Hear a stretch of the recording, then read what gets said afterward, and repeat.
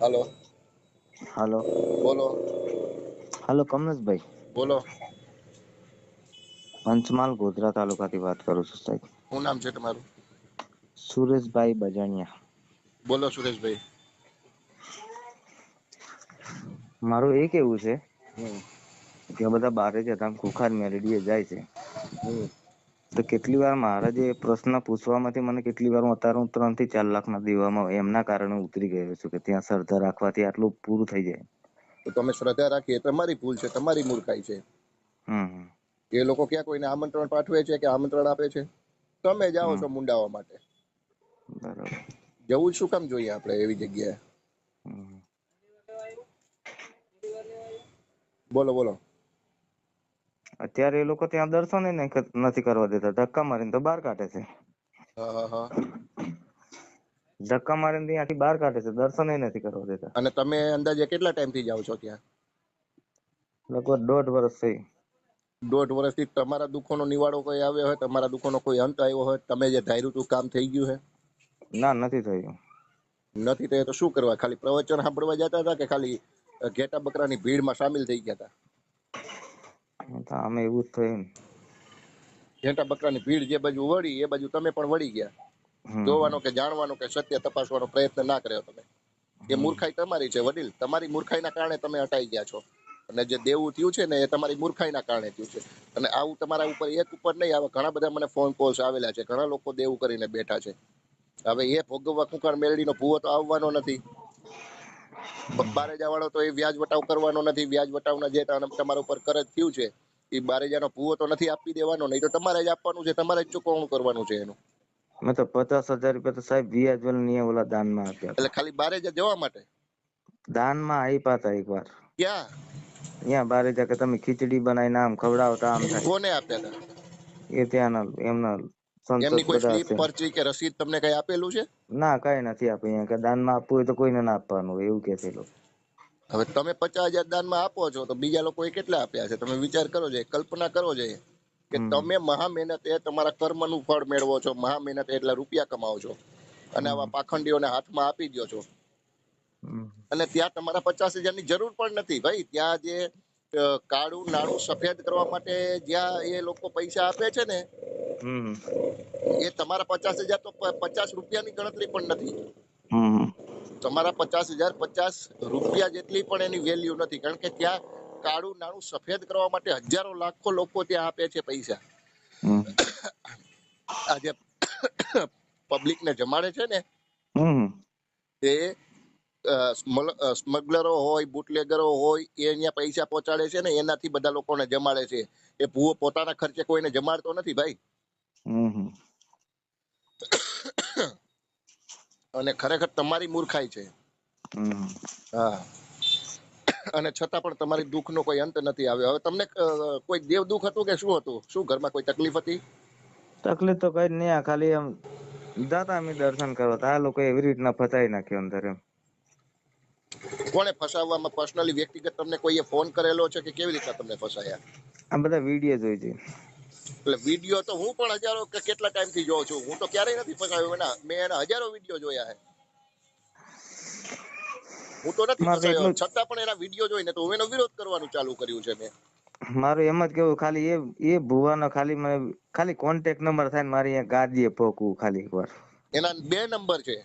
એના હમ દરેક વિડીયોમાં 2 નંબર મેન્શન કરેલા છે. તમે જોયા? ના, મેં નથી જોયા, પણ ખાલી મારે ગાદીએ પોકવી ને એની ખાલી બોચી મળી નાખી મારે, બસ બીજું કઈ નથી કરવું. એટલે એને પતાવી જ દેવો એમ. બસ જેલ તો સાચું કરો ખોટું કરો ગમે તે થવાની છે, પણ એ મારે પૂરું કરવું હવે.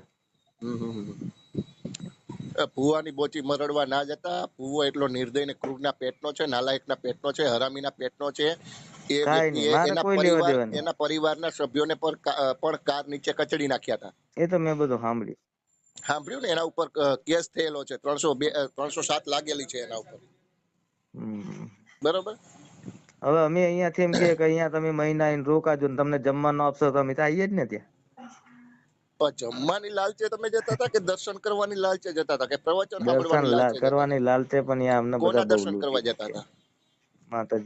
ત્યાં માતાજીનું કોઈ કરો. માતાજીનું મંદિર છે? કઈ નથી. કાંઈ નથી તો કોના દર્શન કરવા? ભુવાના દર્શન કરવા જતા હતા તમે?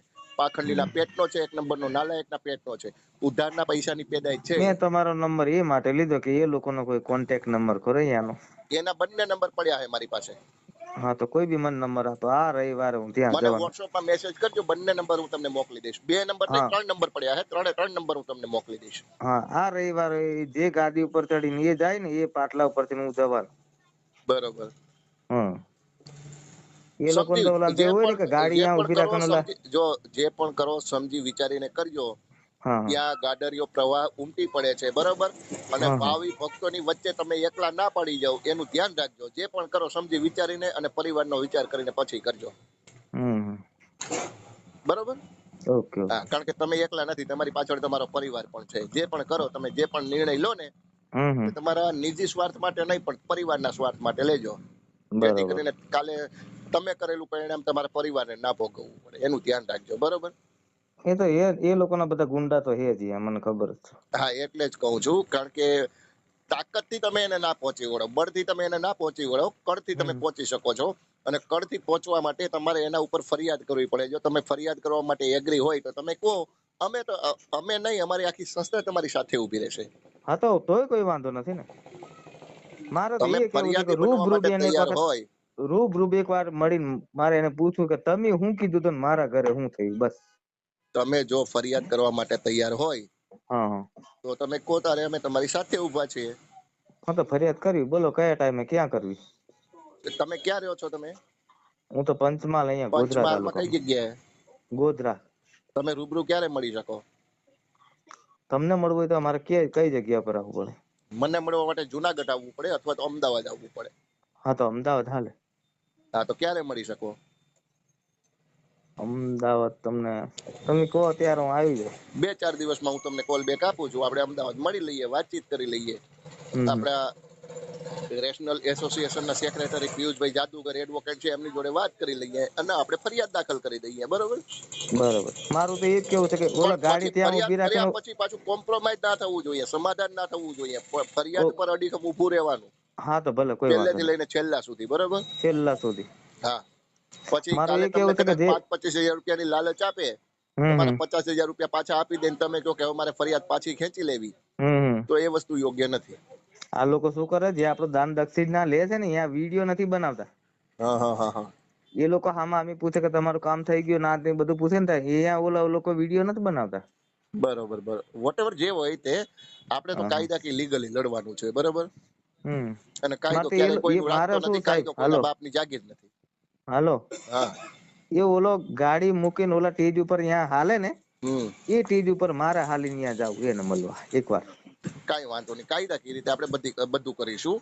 હા, ખાલી મને એ લોકોને ખાલી નંબર દ્યો. હા, એનો નંબર હું તમને મોકલી આપું છું, બધું મોકલી આપું હું છું. તમે આ મને નંબર ઉપર વોટ્સઅપમાં તમને મેસેજ, હાઈ કરીને મોકલું છું. હા, વોટ્સઅપમાં મેસેજ તમારા નામ સાથે મેસેજ કરો ને, એટલે હું તમને મોકલી દઉં. હા, એક તો હું ખાસ સાહેબ ભણ્યો નથી, ગુજરાતી હું ને કડિયા કામ કરું, ડ્રાઈવરિંગ કરું, બસ બીજું કઈ નથી. પતવો શું કામે ભાઈ ત્યાં જવાની જરૂર હતી? તમે તમારું કમાવ ને ખાવ ને, કોણ તમને ના પાડવાનું છે? હમ. અને ક્યારે કોઈ દેવી કે માતાજી કોઈને નડવા આવી હે? માતાજી પાસે એટલો ટાઈમ છે કે તમને નડવા આવે? ના તો મારા જીવન આવું બનાવી ગયા આવો તો કેટલો નહીં બનાવે, તો આપડે બધાને ઘણા મદદ લોકોને કરીને અને બનાયા છે. ઓલું તમે તો મારે પેલા તો ઓલું નથી, બારે એ બધું તમે બંધ જ પેલા પણ કરવું. નથી ને છેલ્લા પણ નથી. તમારી પેલા તો કેટલાને બનાવી નાખ્યા છે ને હજુ પણ કેટલાને હા બનાવશે, હા હા. બરોબર. વોટેવર જે હોય તે કાંઈ વાંધો નહીં. તમે મને હમ. વોટ્સઅપ મેસેજ કરો, હું તમને નંબર મોકલી દઉં. હા. Okay okay.